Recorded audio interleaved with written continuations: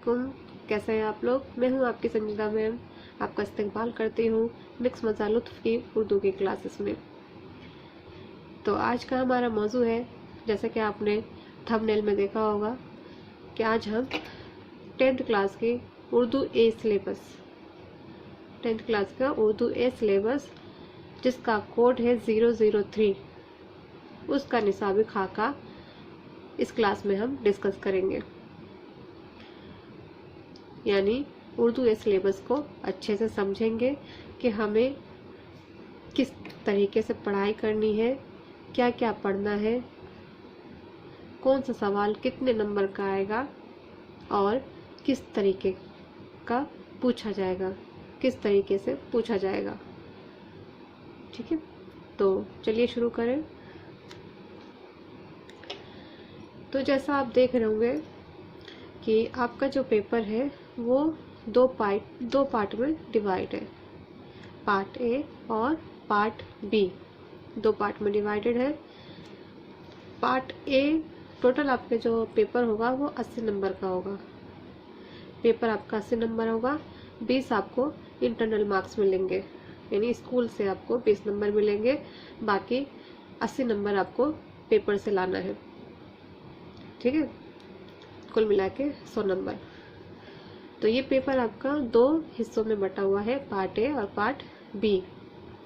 Part A 40 number का है और पार्ट बी भी 40 नंबर के हैं।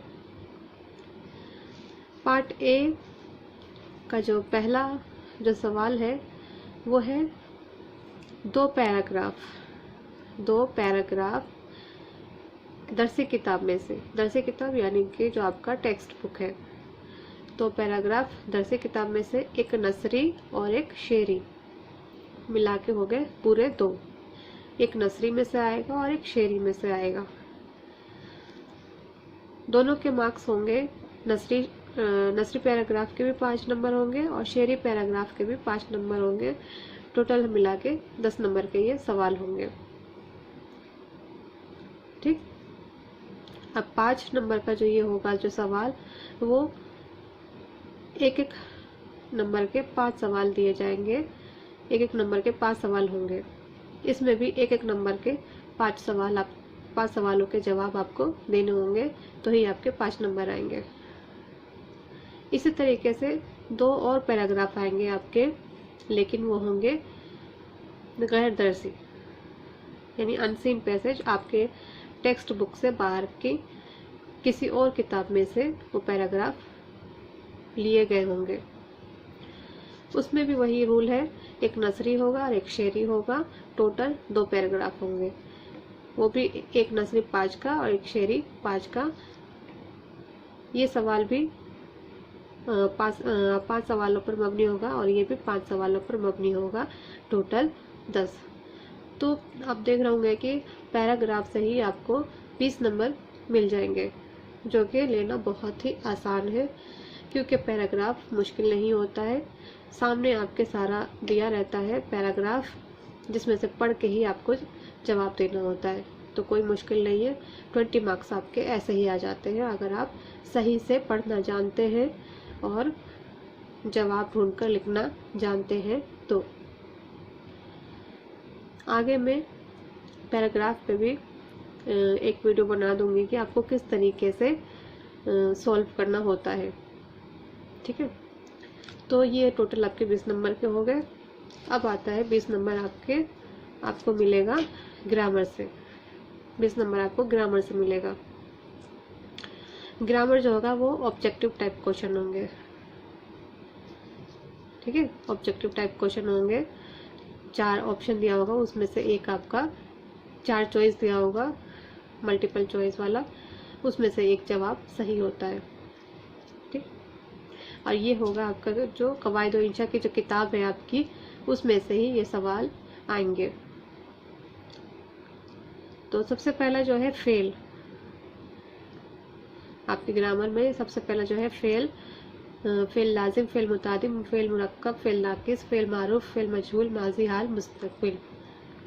इनमें से आपके 4 नंबर के सवाल पूछे जाएंगे, 4 नंबर के सवाल पूछे जाएंगे।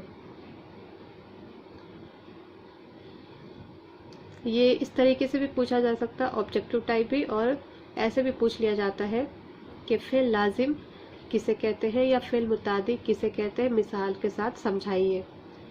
इस तरीके का सवाल आता है।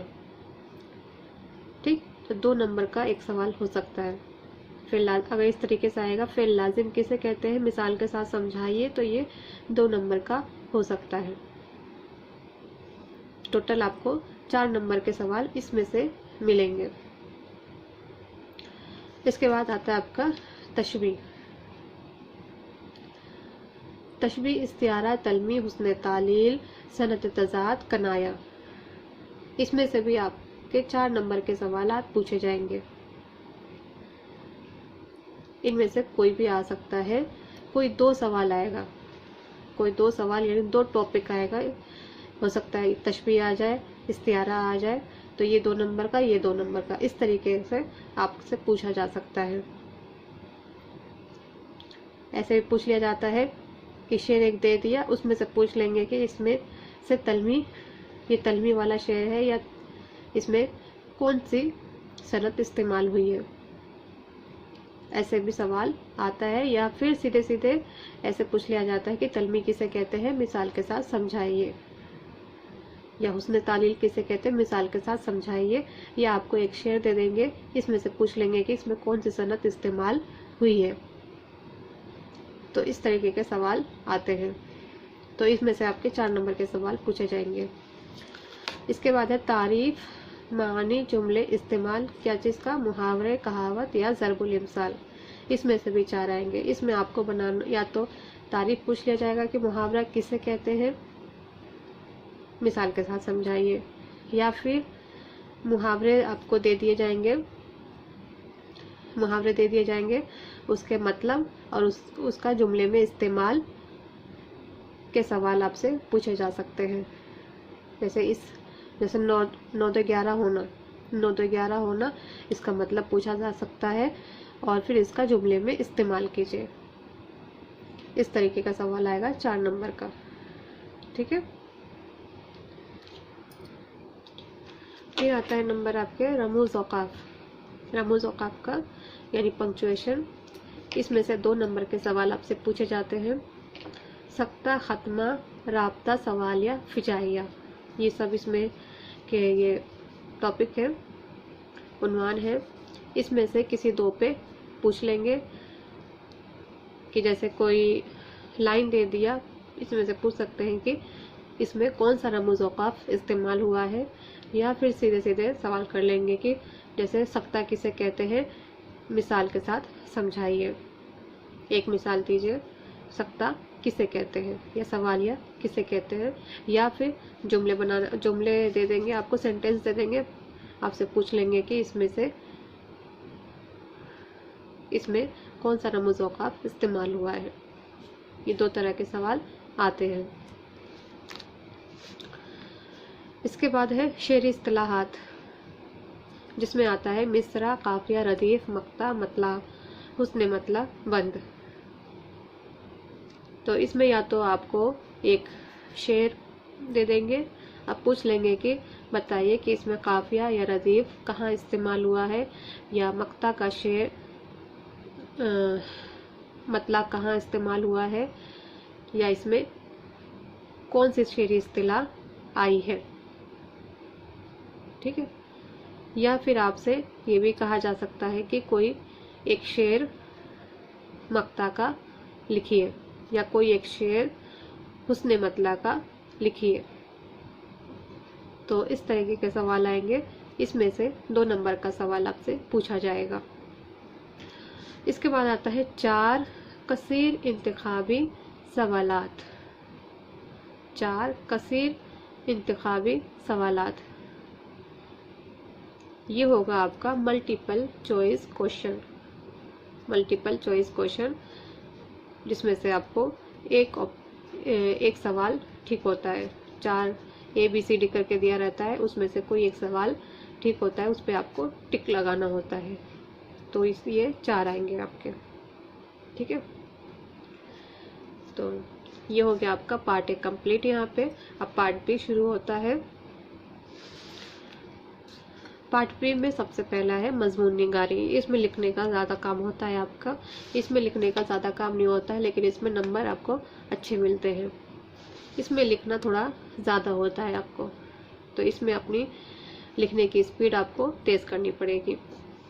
मजमून निगारी जो 5 नंबर का होगा वही मजमून आएंगे जो आपके सिलेबस में आपको दिया गया है, वो आप सिलेबस में से देख सकते हैं।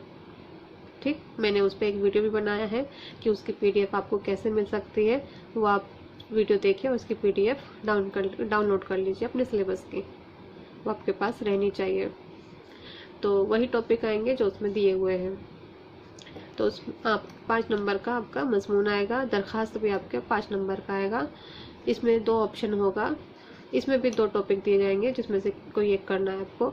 इसमें 2 चीज़ें दी जाएंगी, दरख्वास्त या फिर ख़त, कोई एक आपको करना है। अब आता है आपके किताब टेक्स्ट बुक का नंबर। दरसी किताब से मुतालिक सवालात नवाई उर्दू में से आपसे पूछा जाएगा। सबक का खुलासा या सबक का मरकज़ी ख्याल या उस सबक का लिखने का मकसद या उस सबक में दिया जाने वाला पैगाम, उस पर नोट लिखिए। ठीक है, 200 या 250 के करीबन आपको वर्ड में नोट लिखना होगा। ये होगा 10 नंबर का। या फिर राजेंद्र सिंह बेदी, सैयद आबिद हुसैन, मौलवी अब्दुल हक, ये 3 राइटर हैं, उनकी हालात ज़िंदगी या फिर उनके लिखने के अंदाज। ठीक है, उस पर आपसे सवाल पूछा जा सकता है। कोई 2 दिए जाएंगे, इन तीनों में से कोई 2 दिए जाएंगे जिनमें से एक पे आपको लिखना होगा जो कि 10 नंबर का होगा।